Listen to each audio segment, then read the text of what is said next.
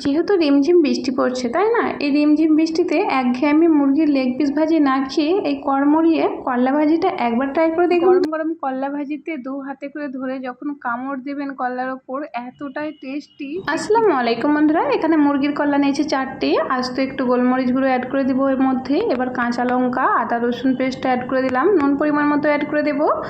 এবার এখানে আধখানা লেবুর রস অ্যাড করে দেবো আর 2 চামচ টক দই অ্যাড করে দেবো। ঠিক আছে, ভালো করে এটাকে হাতের সাহায্যে মাখিয়ে নেবো একটু সময় দিয়ে।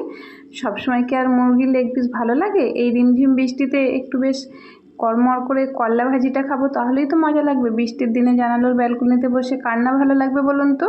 এই প্রসেসে একবার হলেও আপনারা এই মুরগির করলা ভাজিটা বানিয়ে খেতে পারেন। বারবার কিন্তু এই করলা ভাজির জন্য রিকোয়েস্ট করবেন।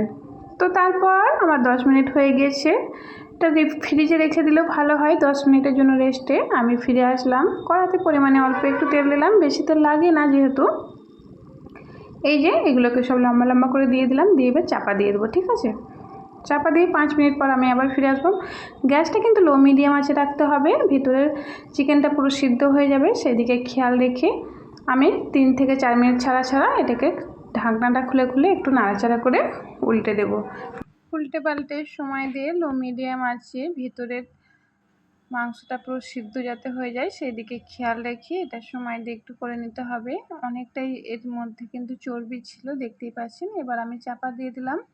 3 থেকে 4 মিনিট ছাড়া ছাড়া আমি এটাকে ঢাকনাটা সরিয়ে উল্টে পাল্টে নাড়াচাড়া করে নেব। এই যে এক সাইড হয়ে গিয়েছে যখন বুঝতে পারলাম, তখন আরেক সাইড আমি এরকমভাবে উল্টে দেব। ঠিক আছে,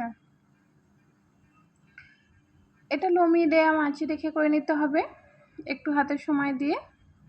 আর খেতে কিন্তু দুর্দান্ত স্বাদের লাগে। যেহেতু রিমঝিম বৃষ্টি পড়ছে, এই রিমঝিম বৃষ্টিতে এই গোটা গোটা মুরগি এক সাইড লাল হয়ে গিয়েছে, এবার আর একটা সাইড আমি উল্টে দেব।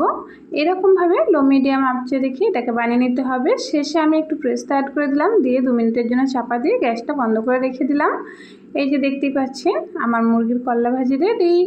এতটাই টেস্টি হয়, বারবার চিকেন একঘেয়েমি না খেয়ে মুরগির করলা ভাজি একবার এই প্রসেসে বানিয়ে দেখুন। আর এই রিমঝিম বৃষ্টির দিনে কার না ভালো লাগবে বলুন তো কড়মড়িয়ে করলা ভাজি খেতে? বেশ 2 হাত দিয়ে করে ধরে কামড়ে কামড়ে খাওয়ার ইন্টারেস্টটাই আলাদা, তাই না? যে কারণে আমি ছোট ছোট করে পিস করলাম না, ভালো লাগলে হয়তো আপনাদের বলে বোঝাতে পারছি না।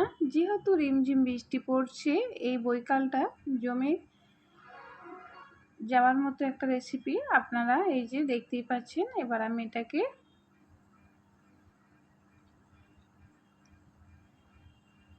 এটা আমার রেডি হয়ে গেছে, প্লেটে সাজিয়ে দিলাম। তো দেখুন কতটা লোভনীয় সাথে দেখতে লাগছে। ভালো লাগলে একটা সাবস্ক্রাইব করবেন, আমার পাশে থাকবেন। আল্লাহ হাফেজ।